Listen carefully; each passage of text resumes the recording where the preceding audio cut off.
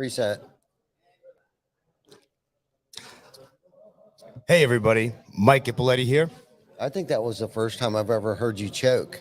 I didn't choke. Who choked? It sounded like you choked there for a minute. I was just confused because Javier said that we were live, but then said we weren't. Now Oh, live. gotcha.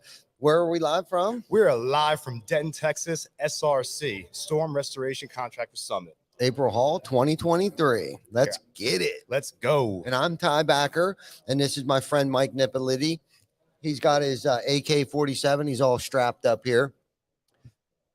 Yeah. Tell us a little bit about the AK-47 here. So this mount that I have on me right here, this is going to allow us to properly walk through the rest of the event and go ahead and keep those cameras mounted. We got a nice rig. This way it keeps everything copacetic, looks good, sounds good, feels good. That's what we're all about at TC Backer. Listen to this guy over here. I could learn something from you. Seriously. I learn a lot from you. This silver tongue devil. Well, I mean, I would prefer not to be called a devil. But Okay. No, I love this dude a lot. I love busting his balls. We did take his man card about 3 times today. It happens. We have a hazing list of things that we're going to have him accumulate before the end of the week. Like, I won't get into the list. It's pretty grody, some of it. But anyhow, it involves a broomstick and what's that? Heat activated KY jelly? Something like that. Yeah. Something like that. So, but that's just the beginning of the list. Other things we'll maybe announce later. We'll figure it out. Okay, that's cool. And he's all game for it. So listen, I'll do whatever I have to do for this company. No doubt. Absolutely. So, Mike, I was listening to a buddy of mine, on all seriousness here. I was listening to a buddy of mine today, and he does a little thing every morning on his way to work, and he always has some really good nuggets. So big shout out to Eric Brewer. And he posted something today, and I actually took a screenshot of it. And we're both in sales. We've been doing sales our whole life. So this pertains to the sales. And since we're in a sales atmosphere here, and I thought it was a really cool question. And his question is what do you think is the number one factor that prevents people from buying? That's a good question. That is a really good question. So I think that's going to be the question of the day as we go around and interview people, because let's face it, most of these people are trying to sell something. And I want to know what objective they come up against, or why they feel like somebody wouldn't buy from them. Well, what are your thoughts on that? I think a lot of it has to do with, first and foremost, like their first impression of you, that comfortability, like how did you make them feel? Did you actually shut up and listen to what their problem was? And do you have the solution to their problem?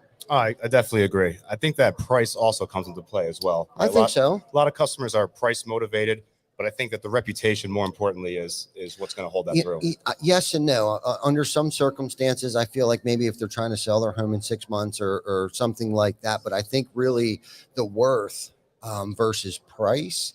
What is price really worth the protection and safety of your family and your home when it really comes down to? So I think if you can actually give them, not sell them value, but if you can actually give them value and that worth, like what is it worth to, like I said, to protect your home, and what protects your home is going to ultimately, essentially protect your family. Right. And that's what makes it invaluable, right? Because you can't put a price on that. You can't put a price on protecting your family, protecting what matters most. Shout out to one of our friends that GAF says that, right? We protect what matters most. That's their, right. That's their motto, right? It is. Great. So I think that when it comes down to making sure that, your family's good, then you should spare no expense, right? Make sure that everybody's covered. Yeah, most definitely. And that's the thing too. It's like most people hate salespeople to begin with, and we don't even label our sales department sales. It's more so, I can't remember exactly what it is, which is pretty pathetic. I can't remember what we call our salespeople, but we try to stay away from putting that bad taste in anybody's mouth, because ultimately what we really try to do, and Mike, this is why we've attracted such good people like yourself, is because our mission is really to find out what the problem is, right, and correct that issue. Like, we don't want to just go out and put a roof on somebody's home just to put a roof on their home. We need to go in there and inspect the situation and figure out, like, why did you need a new roof to begin with, right? And this is the TC Backer construction side of things. We go in, we correct that issue, then we'll replace the roof. If the roof even needs replaced, sometimes it just needs a repair. Yeah. And being transparent and open with the homeowner, Mhm. if they don't genuinely need that roof to be replaced and they can go ahead and do a rejuvenation or a repair and they extend the life that they have that roof for, I mean, why not? Why not share that information with the homeowner? Why not tell them what their options are and be completely transparent? No, I love that. I love that. That was definitely a good point. You know, transparency is huge. You know what I mean? Open, honesty, integrity. You do a good job. And even if it's a repair, we talk about this all the time. We don't steer away from repairs and things like that. And I think most contractors do. And that's what separates other contractors from other contractors is that they will do a repair and get that referral later and know that that's who they're going to probably call if they do need the roof replaced in years to come. Well, what I love about what we do at TC Backer is that we identify the problem Mhm. and then we give them a solution. Absolutely. And we're honest about it. So Yeah. we hold ourselves to a level of integrity. And we find that very important. And the company culture that you've built at TC Backer, Mhm. it just breeds that, right? Yeah. We want to be integrity. We want to have that. We want to be good people. We want people to trust us and recognize our name, that we've got their back. Absolutely. No, I agree 100%. Is there anybody in the crowd that wants to come on the show? John, you want to get your butt up here? Hey, we'll give you 5 minutes of fame, John. Get your ass up here. John. That's right. We're going to get John getting comfortable with being uncomfortable right now. That's it. Come join us, brother. John, my revolt brother. Good to see you. Ty. What's going on, man? How are you, buddy? So, John, why don't you tell us a little bit about yourself? I'm John. I live in South Carolina. I met Ty probably only 5 or 6 weeks ago on a retreat for business owners, and just super humble guy. And we hit it off right from the start. We did. At the La Quinta. At the La Quinta. That's right. That's right. Met in the lobby. St. George. Yeah. St. George, Utah. Yeah. Met him out there. It was a great experience for both of us. We were roommates and we were also in the same tribe. What was our tribe name? Unshakable. Unshakable. Unshakable. Oh, I like that. Yep. We kicked ass. We took names. There was about 12 or 13 of us. Bob Holt was our leader, Yep. our tribe leader. Great dude. We had a great time. The first night that we slept in our cabin, and I think I told you this story where we both froze our ass off. It due to just ignorance on my behalf of not getting up and saying, "Hey, John, are you cold?" And I think he felt Likewise. I didn't want to wake him up either. Yeah. And meanwhile, neither one of us slept. So And- you're both freezing. Yes. Nobody wants to say nothing to the other one. No. Don't want to disturb And them. the thing is both Ty and I are alpha males. Yeah. And we were like little sissy girls. You know, we didn't Yeah. want to wake each other up due to respect. So Yes. it was cool. And then we drank plenty of Red Bull We and did. did some team events, and I made some really lifelong friends at that. Yeah. retreat. That's So- awesome. It was good. And actually, I called Ty 2 or 3 weeks ago asking about, what do you think? My company's trying to grow. I'm trying to jump out of a tool bag, which is hours of conversation. But Yeah. we're growing. I called my buddy and said, what do you think about this and coming to this retreat, this conference? He's Mhm. like, oh, yeah, you're never too old to learn and network. And here Yeah. I am. So what's been your favorite part so far about coming to SRC? What have you enjoyed so far? Have you listened to any of the speakers, any of the We've breakout listened sessions? to a few speakers. There's a guy who we're probably going to be working with buying videos. Okay. I definitely like the lead scout.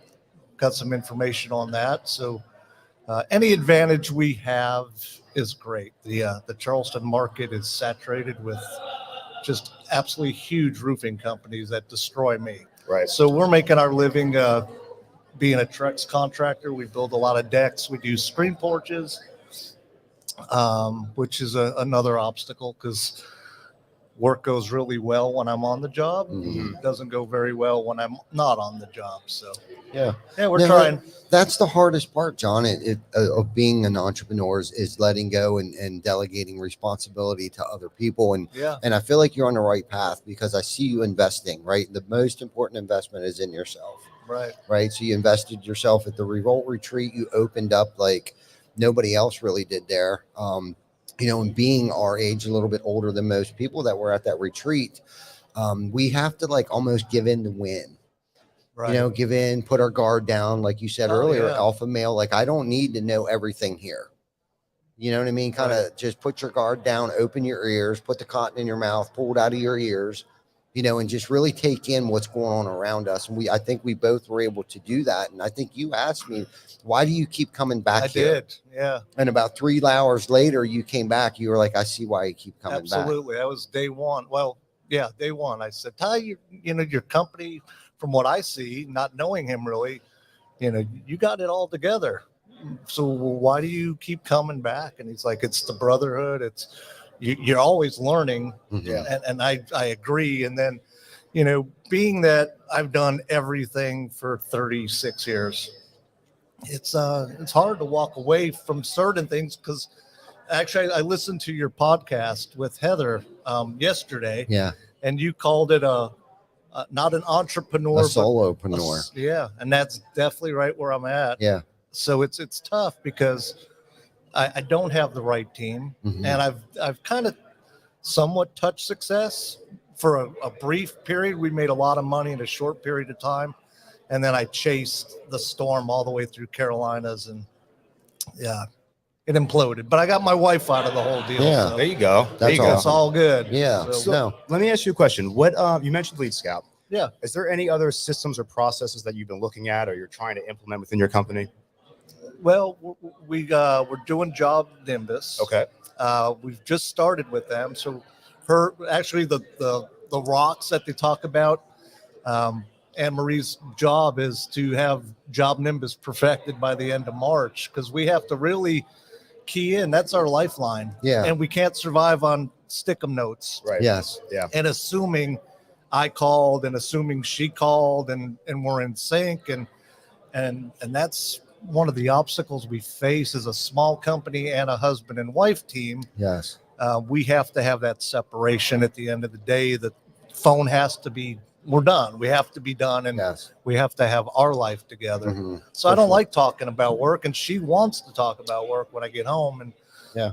we're slowly but surely identifying our roles. So I Yeah. think that's step one. Yeah. And that's cool. And that's exciting. Janet and I went through that growth spurt too. Yeah. You know what I mean? And I think the difference between you and I, and we talked about it on the show last night, is that our tolerance for pain, obviously, Oh yeah. is higher, much Huge. higher than most people. So we'll endure this pain, right? You will keep the tool pouch on. And I'm so hard headed and thinking that no one else is going to do this job nowhere's near as me, as good as me. Right. And that's where I got to that jumping off point. Like, do I even want to do this anymore? I'm doing too much. And somebody was like, well, why don't you hire somebody to do just this one little thing?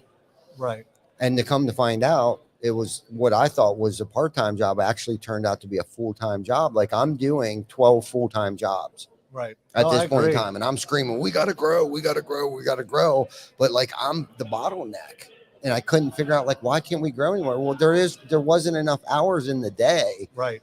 for me to work anymore. So when I did my first retreat in Gatlinburg, Hmm. Posey called some guys up to the hot seat. No one was moving. And I'm like, I'm the oldest damn guy here. I'll step up. Hmm. Now I'm intimidated. I think it's the macho part of being a man. You don't want younger guys doing better. At least me. I'm like, my old self would have been like, I'm not taking advice from these kids that don't know nothing about life, Mhm. because I've been through it. Well, I was very open when I got to Gatlinburg for the retreat, and nobody would volunteer to sit in the hot seat. So I sat in the hot seat, and they're like, so what problems do you have? And I went, bam, bam, bam, bam, bam. Mhm. And they pointed right at me and said, you're the problem. You're the bottleneck. Yeah. You know, so you got to let some things go, or nothing is going to change. And then here at this conference, they're talking about the same thing. You keep pounding into the wall. Yeah. If you don't change elements in your business and your life, Hmm. nothing's going to change. So That's right. That's right. If I may, what are some of those things that you have currently changed or are looking to change in the future based off of that conversation that you had? Well, that's a trick. I'm spending a lot of time watching video. Mhm. I'm reading. I'm trying to finish 2 self-help books every month. The guys were asking me in Utah, what's your overhead? I'm like, well, I have this, and this. No, what's your overhead costs? And you have to make sure your numbers line up. Right. I never did that in 36 years. It's like, well, we got money in the bank, so let's give this advertisement a shot. Yeah. And then you never test and measure. So things were a fail. Some things were successful. If we don't ask where you hear of us, we don't know. So that's what my wife's doing. We put into play, she's doing a lot of Google when the job's done, asking for that Google review. And Very important. we've spiked. I mean, I think we're over 50 now in just a couple of weeks. Awesome. We had like probably 30. But I get really hard on myself because I want the membership, the brotherhood that I'm in. They gave me a accountability test, and I'm supposed to check in with my guys every month on growth. And when I get home and I'm tired and it's 8:00 and I just finished with paperwork, I don't really want to start watching videos and reading. And I feel like I'm not stepping forward, building my team and working my legacy. But I mean, being aware of it's, I guess, the first step. Step number one. It really is. It really is. And you feel something about that. So that's half the battle is feeling that guilt and that shame. And there's a saying, and I know I can't remember, but something about like the difference between lazy people and motivated people is that, motivated people still think they're lazy or something like that, right? Like they beat themselves up because they feel like they're not doing enough. Not content. Yeah. Usually when you're asleep. Yeah. Right. And Yeah. so, John, you're definitely heading in the right direction. You're in the right place, because you're investing in yourself, you're investing in the company, you're looking at some different apps and different programs and things like that. And, you got the greatest partnership, right? You guys can do anything because think about this. You're never going to trust anyone else as much as you do your wife. So sure. That's the advantage that you have over most business owners. And I was just sitting here listening to you talk, and this thought went through my head because you probably think at times that you don't have much to share or bring to the table when you go to a revolt retreat or someplace like this. John, your experience, Right. You have a lot to bring to the table. Like you have a lot of knowledge, you have a lot of skills. So don't beat yourself up thinking that I'm the oldest guy here and you got all these snot-nosed punk-ass fucking kids that have done so much better than me. John, how long have you been in business? Since 87. Since 1987. And the thing is, Ty, I don't, at 50, almost 56, Mm-hmm. maybe I fell short of my life goals, but I'm rich with experience. And even the young guys in our little tribe, Mm-hmm. not to name any, but I embraced some of those guys. Yes. We did our little walk, and I took one of the guys to the side and said, you know what? You're young. Slow your roll. You don't have to make $4 million at 22 years old to feel like you're a success. No. Spend time, live your life, because and even some of the older guys that have younger kids, not in our tribe, but one gentleman in particular was like, well, yeah, I missed an event, Mhm. divorced, and I missed my kids' events. And I pulled him to the side and said, if your customer doesn't understand you need to see your son on Friday, then that customer could just wait. I mean, the kid doesn't understand why dad can't be here. Right. No. He just wants you to be a dad. So money aside, I mean, I've never gone without. My ex-wife and my children have been taken care of forever. My kids, we've done the vacation. It's just to the point where, being 56 or almost 56, we went to RoofCon with the goal of it's time to grow or it's time to go. Mm-hmm. And I'm just way too educated to work at Walmart. Yeah. And it's never too late. Right. It's never too late. So Jana and I, we went to our first roofing conference over 7 years ago. And I tell you what, that really opened our eyes. Like we had that same aha moment that you and Anne-Marie had after leaving RoofCon. Like there's other levels there that we really didn't even know existed. Correct. And it so opened our eyes. And since then, I know for a fact, we've grown twice as much as we did in a good, healthy way. You know what I mean? We took what we needed. We left the rest. Some of it was BS. Right. But what we thought seemed to be relevant to our situation, we started to implement certain things. And then the people that we met, that we stayed in touch with, that have already been where we wanted to go. And I made sure that I stayed in touch with those people, because that was probably, those relationships was the biggest form of currency that I could ever acquire. Right. If that makes sense, right? Sure, like there was more monetary value to the relationships and the networking and the people that I'm still friends with today. And I consider them my friends, because I'm not paying them, they're not paying me. We want to see each other succeed, and we push each other. Right. You know, the last conversation that we may have had, they follow back up with me. So, did you do what I recommended? Nah. Yeah. How's it feel? I still feel like shit. Right. You know, and it's that type of fellowship and the camaraderie that I've found. So one more step further, you know, to push myself and be accountable, I joined Revolt. You know what I mean? And that's what I needed, because again, I got to another plateau, and it's like I just needed that other swift kick in the butt. Right. You know? And we talked about it yesterday. When I came out of Revolt, I was like laser focused. I came home and I was sharing stories of, you know, everyone flipping the UTVs and us freezing our asses off in the room and jumping in the lake and just, you know, all the crazy but fun and educational things. I told her, you know, stories about, you know, you inviting me to be on your podcast, but we went off in two different directions. And but then it was like you come back and you're focused, and then setbacks happen, and you're up and down and you're up and down, and then William pops on a Revolt video, and the hair stands up on your arms, like, yeah, that was pretty cool. And I can't believe I ran. Yeah, I haven't ran. Last time I ran was the ice cream man or the cops. So, you know, for them to say, you know, we got to win this relay race, I'm like, are you out of your mind? But I was able to do it, and yeah, it was cool. It was everything's cool. It was. So this is a smaller scale, but we've already gotten a lot out of it in the couple hours we've been here. Sometimes smaller's better. It is. You know, it's setting, a little more intimate, and you actually get to have a conversation with somebody without being distracted with 100 other things going on around you. Because I know for me, I'll get distracted and I'm not present, even though I'm here. My mind's all over the place, but my ADHD or whatever I suffer from is kind of under control this weekend. Yeah. Any cigarettes? Not as many as yesterday. Not a boy. Yes. Good. Or the day before. Right. Yeah. See, and even on that level, I checked in on him. Yes. I saw his video, and I was like, hey man, how's the smoking going? Yeah. So it's all good. Yeah. No, I'm doing better. Everything's good, man. Vic and I got up this morning. We went for a walk around the building. Dude, cold. I didn't know my roommate in Utah was a roofing rock star, man.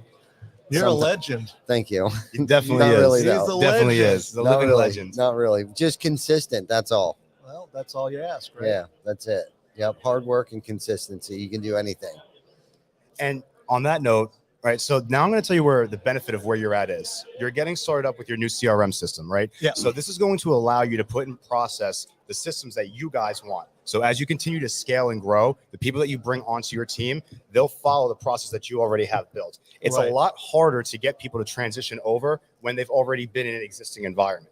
So being able to start with something fresh, something new, something clean, get it built out exactly to your specifications, roll that out, and now you've got a process developed. Right. And it's just trying to figure it out. And our biggest obstacle now is I have a real good friend who wants to come work and do sales. I called Ty on personal time and said, hey, how do you handle this? And he gave me his opinion, but we can't acquire him because we're not getting the volume of calls. So Anne-Marie and I've done plenty of Zoom calls last week with 3 different companies. And one guy I was like ready to pull the trigger with.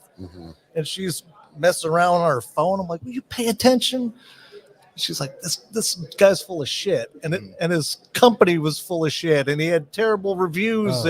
So she called him out on it, said, hey, man, you got a C- on your report. And there's a lot of reports you guys are stealing money and not calling it. We'll cut you a deal and we'll give you a discount. I bet. You just wasted an hour of my life. Great job. Great job doing that research. That's awesome. That's the greatest partnership ever, man. Yeah, man. Seriously. Ride or die. That's awesome. it. And she's hot.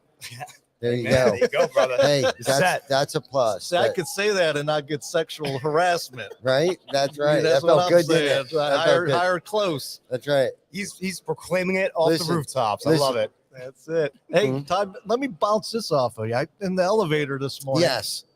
Anne Marie should come over here. In the elevator, I said, you know what? We should do a roofing company that you own. Yeah. Like, Diva Roofing or something like There you that. go. She said she was going to kill me if I brought this up. Right. Right. But I said, listen, you could be the face, good looking woman straddling a roof saying we get down, we get down on, she's There you going to go. kill me. I like where your head's going there with that, John. Sex sells. It's different though. I mean, you want to be different than the other guy. That's right. That would be your niche. Right. Diva Roofing, Diva Roofing. LLC. It rolls right off the tongue. I don't agree. So Anne Marie, why don't you give us your side of the story here? Now we've heard John's side of the story. So what kind of shit has John put you through over the past decade or so? She hasn't known me that long. Oh, we've only been together for 7 years. All right, what's close So- enough? Long, yeah. Close enough. Yeah, long enough. Yeah, he's put me through a lot. No, he's a good dude. He He's a is good dude. And Yeah, together, I have always said that we make a good team. yeah, for We sure. bounce everything off of each other. That's we have good. our highs and lows like everybody else. Communication is big in any type of relationship, partnership, or anything like that. It Yeah. seems like you guys can communicate very well. And like I said, John, your partnership that you have with Anne Marie is unshakable. That's the advantage that you have. Like I said, like when I go home, I don't really, I do talk to Jana, but I try not to bring that home Right. because we did that. Right. Like she used to actually drive me around. There was a long time I didn't have a driver's license. So Jana would have to take me to my appointments. And then Yeah. finally I got to blow and go and all that good stuff. And that's a whole other podcast that we could Right. get into on that. Yeah. So believe me, I know Right. what it's like to, burden someone or be a pain in somebody's butt. Well, Well, I think the hardest part is when he comes home at night and I have 20 questions Of course. and he wants to just bury himself in his office and Yeah. quiet, let me get my stuff done. And Mhm. I'm like, well, I need to get my answers too. Yeah. Right. And right. it makes it complicated because by the time Yeah. he's done in his office, Yes. he's done. He doesn't Yes. want to talk anymore. And Yeah. I'm just, His bandwidth Kinda is frustrated. fat. it's 9:00. Yeah. No, I which get I that. get it. Yeah. I totally get it. Yeah. But then it's like, okay, well, tomorrow morning. And then he says, well, what is it? What is Well, she it? What put me. is- I mean, we went to RoofCon and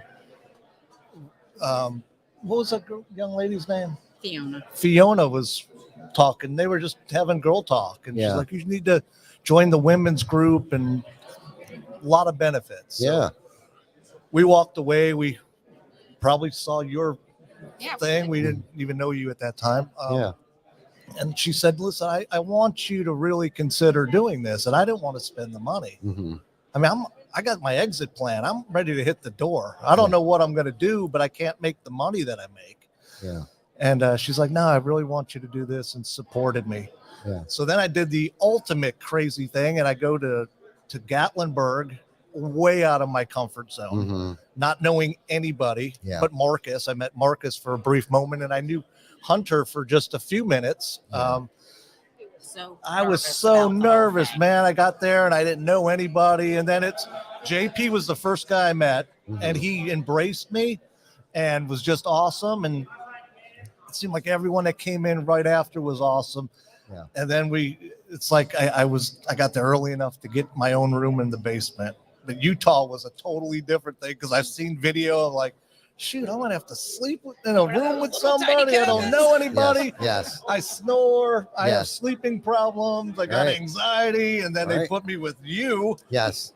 the rock and roll roofer. And Rock and roll roofer. but you are. I'll tell you what, Ty. I've said it 1,000 times. I couldn't have asked for a better guy to Yeah, just me be too. to be straight with me and Yeah. gave me your opinion. And Yeah. he had a car, so we didn't have to walk up the hill. Exactly. That was the best part. Best part. Yeah, it was. All those cold mornings. was. So, No, and I think things happen for a reason too, John. I don't know why, and I don't know, not to get into all No, that other stuff, but Lord's good. yes, he is Yeah. all the time.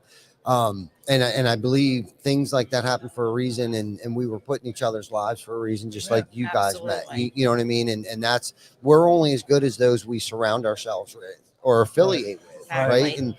And hopefully I can impact you. I know you've impacted me.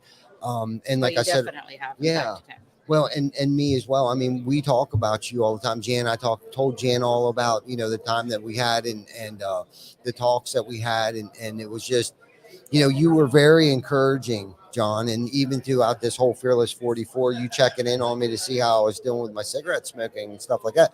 That's true brotherhood. That's true friendship there, right? Absolutely. And I feel that way. Hell, if you were my neighbor, we would definitely be best friends. Right. You know what I mean? And I'm glad that I've been able to meet you and then see, behind every good man, there's a great woman, right? We've already talked about going to see my mom, and one of the reasons we want to go, not just to see her, but we'd Yeah. like to come up and check out your Yeah. organization. Yeah. And Yeah, that would be super exciting. You get to meet some of our Yeah. people and maybe ask a lot of questions too.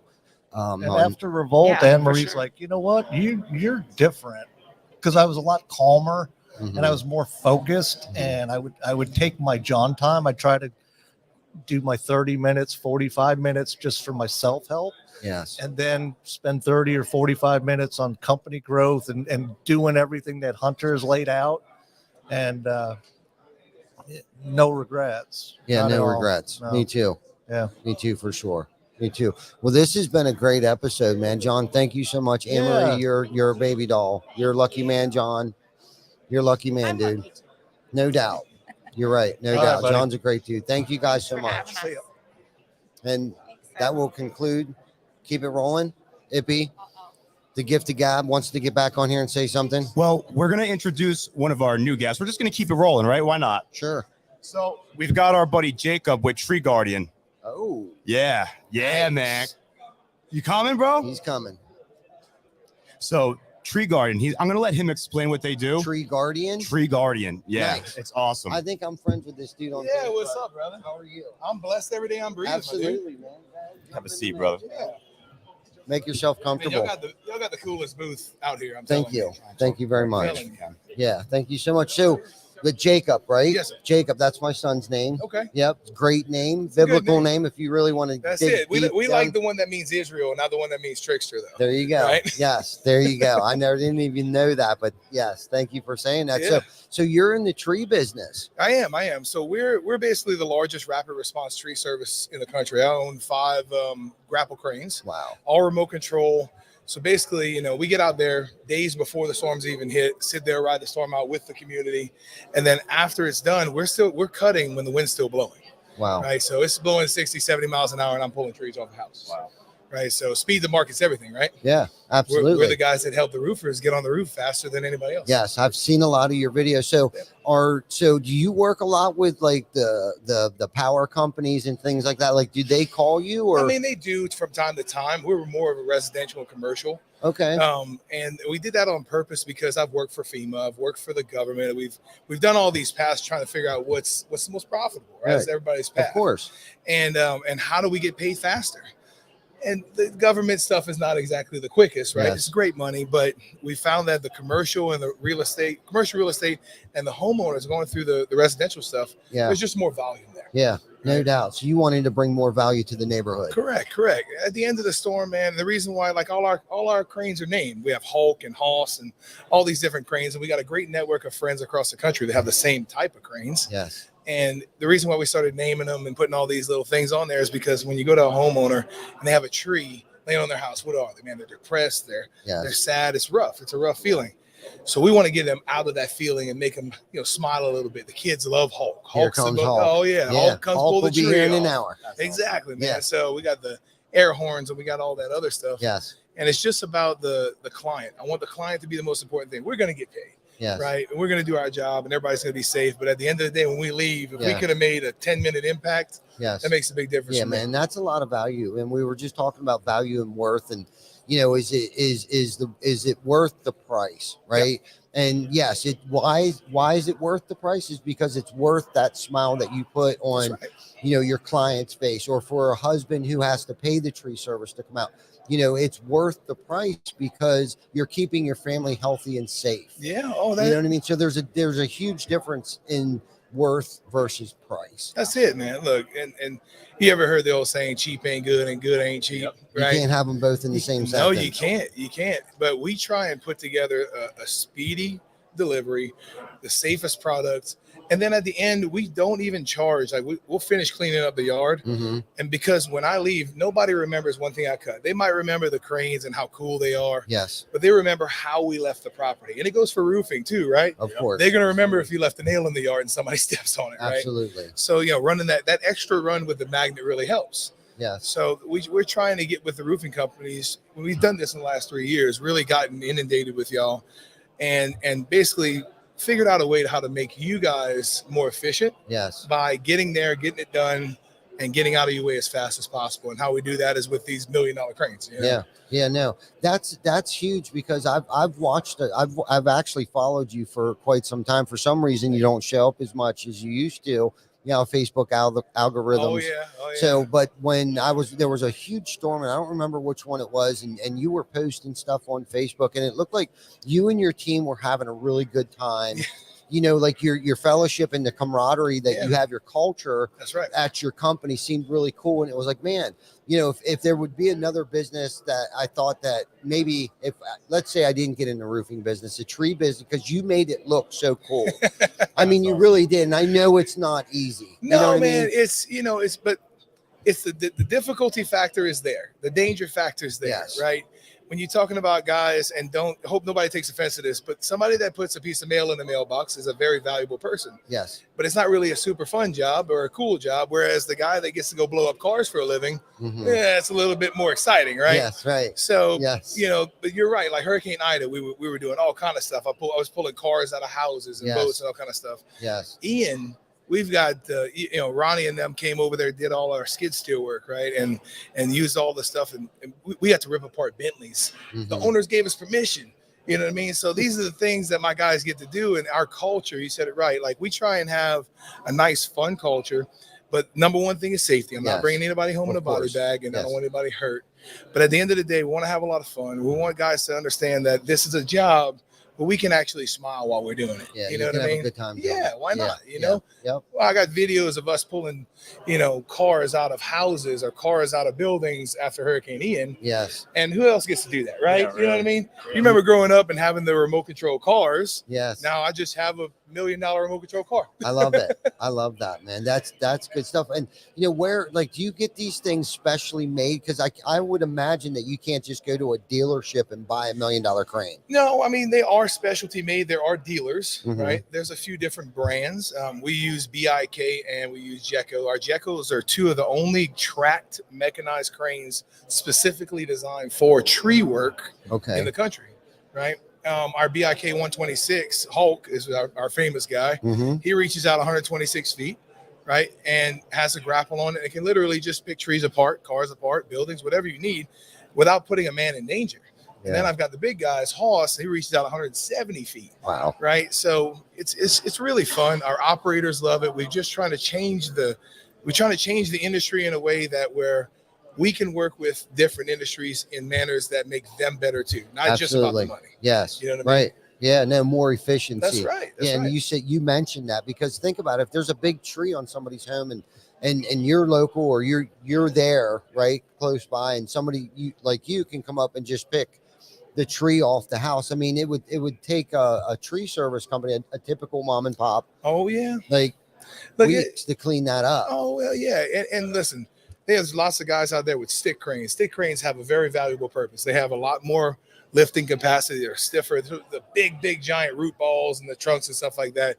Those guys we bring in to help us lift that kind of stuff. Okay, so you But have it's all partnerships with that as well. yeah, most definitely. Across the country, we have a great network of people that have the same moral compass as we do. Mm-hmm. Right? They do Yes. the same thing. We do work for insurance proceeds as well, but also trying to get contractors to understand that in the tree industry, if you call and you hire me, everybody knows what OMP is, Yes. right? And everybody knows what cost incurred is, Yes. right? So you pay me, you get out of the way. You You don't have to do any of the work. My guys clean up everything. We make you look good. You pay us, or you pay the local tree service that has the same stuff. They get out of the way. You get to put your O&P on top of that, and it's cost incurred, so you have to get the money back, right? Yeah, exactly. You know. So since you're one of the few people that do what you do, I'm just curious, and this kind of off topic a little bit, but have you had the opportunity to work with these crane companies to give them your opinion to improve their product? Oh yeah. So BIK, and I'll give them a shout out. Look, we've it's the Deaville we know, right? Mm-hmm. These cranes are amazing, and when you use them in the correct way, they're even more amazing. They're like the most high maintenance woman you've ever met times 1,000. I can't even. Right? Imagine. It's all the hydraulic and all the electric and all of the everything that goes with it to make it this amazing thing. So in the tree world, there's no such thing as a static load. It doesn't exist. We're not just picking up shingles and putting it on the roof or an air condition, right? Right. We're picking up trees and they're flipping and flopping, all this other stuff. So BIK and Elmer and those guys have actually, we do more storm work than about anybody else. Hey Jake, what would you change? How would you mold this into what you would need? Yes. And they're taking our advice and they're really going with it. Good. You know, so it is an industry that is coming up very quickly. Yeah. And they're ever evolving, right? Our track cranes, when I first got them, look, Jekko, I'm sorry, but they were slow and they were horrible. I almost regretted buying them. Then Jekko said, man, how would you do it? So, okay, I would make this faster. I would make this do this and this. And they've adjusted everything for us. Now they're phenomenal. Wow. Right? We're going to have them up here in Dallas for one of my buddies' projects that another company would have done, take 6 months to do. We're going to do it in 2. Yeah, that's amazing. With less manpower. Right. So, Mike, do you have any questions for him before we wrap this up? Actually, yeah. So I want to say that it sounds like not only are you guys providing an amazing service to the homeowners, you guys have an awesome company culture, but even the trucks that you're getting and the tools that you're using, they want your feedback. That's right. That's awesome. Right. Man. Well, I mean, businesses, if somebody wants to come to me and say, hey, Jake, I noticed this from the outside looking in. I don't know your industry, but man, what about trying this, this, and this? It might not work, right? I'm not a roofer. I got my guy Ronnie here. We're doing a joint venture. This man is a construction guy. Yes. I don't know the first thing about any of the roofing stuff. So I surround myself with people that are smarter than me. Yes. Right. That's my famous saying. That's it, man. If I'm the smartest guy in the room, I'm in the wrong room. Yeah. You know what I mean? Yeah, seriously. So, yes. but yeah, they take the industry and they're actually learning from what the guys on the ground are doing, making it better. Just like y'all interview guys and, you're learning as we go. You're teaching people as we go. Yes. You know what I mean? So if we all get better together, then it makes the industry better. It does. Man, and I love your attitude about that. I think the roofing and now the tree industry is in a better spot than it's ever been in, especially with guys that are trying to push the limits and make it a better place and using the technology and just making it such a better space than it was than when you found it. Oh, that's right. Look, if I leave at the end of my lifetime, if I leave this industry with anything, if it's safer and if it's more profitable for the people that come from behind me, then I think I've done my job, right? So it's all about that. I'll go home to my family every chance I get. I want the guys in this industry to do the same thing. Yes. So that's why we do all this, right? I miss all the birthdays and I travel all over the country so that my kids have the best chance to be the best people they could possibly be. Yeah, man. So, and I think all of us that either have kids or have family that want to do that, we all have the same mission. Right. You know what I mean? So make it safe, make it fast, get paid, get home. That's right. Amen. Yeah. So if anyone wanted to reach out to you, Jacob, what's the best way to get a hold of you? So our website's treeguardianllcusa.com. You can call the main office 337-852-4880. Missy is there and she loves to talk to people. She's an angel.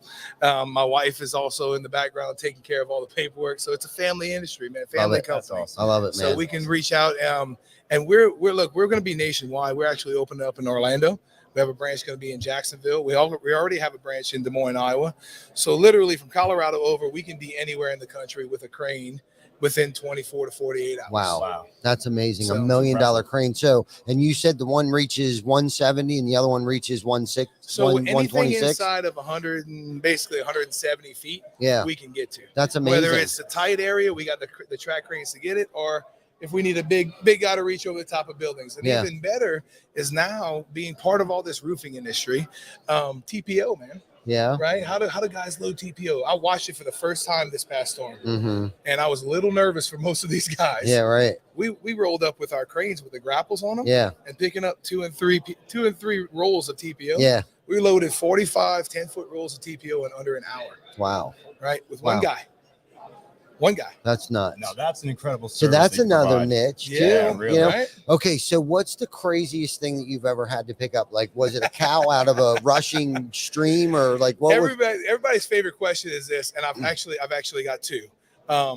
So this past Hurricane Ian, Mhm. we picked up a pontoon boat out of the top of a tree, right? And it looked like somebody just placed it up there. Just laid it right up in just it. nothing wrong with Yeah. it. Just laid it right at the top of the tree, picked it up, moved it. Mhm. And then, of course, everybody's favorite thing, and it wasn't with a crane, but when we got permission to move about 100 cars with our skid steers, Mhm. listen, man, have you ever done demo? Right? Demolition's Yeah. fun, right? You get all your anger and everything out. Knock it out. We went and talked to the homeowners and the car owners, and they were like, look, I told them, so y'all are holding up our job. I want to get your property cleaned up, but there's all these cars everywhere. What do we do? Can I move them with my skid steers?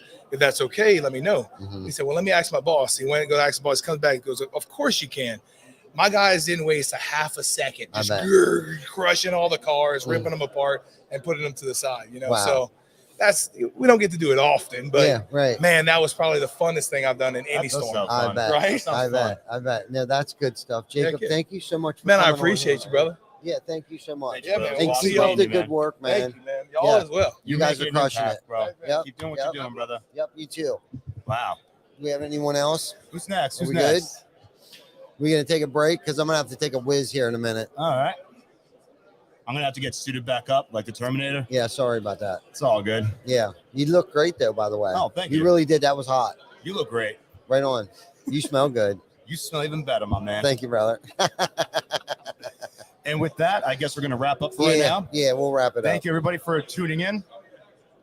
And that's it.